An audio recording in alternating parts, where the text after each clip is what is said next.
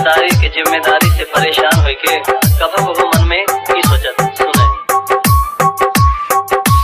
या तो मन कहा है कि सब कुछ छोड़ के हम साथ हो जाएं।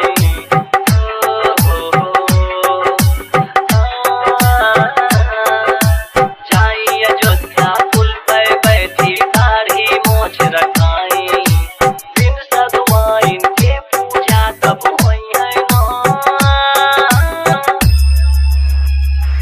याए देवता हूँ मैं बिन पूजा के मनी है ना।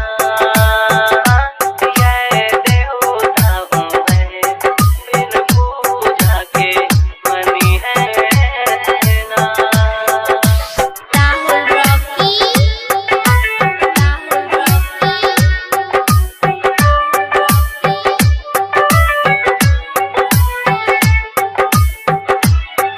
और हमरे कुछ नौजवान भैया लोग उनके दिल की चाहत कहाँ है ये उम्र में, ये उम्र अच्छी हुआ है वह उम्र के बातें कुछ अलग बात है। क्या कहा थे हे भगवान तू हमें छोड़ के सबका लड़की बनाना।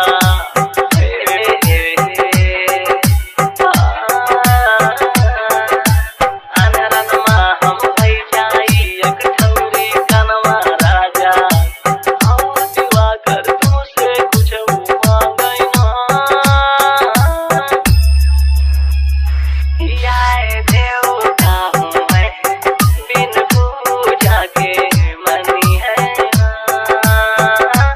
याए देवता हूँ मैं बिन पूजा के मनी है Rahul Rocky, Rahul Rocky, Rahul Rocky, Rahul Rocky.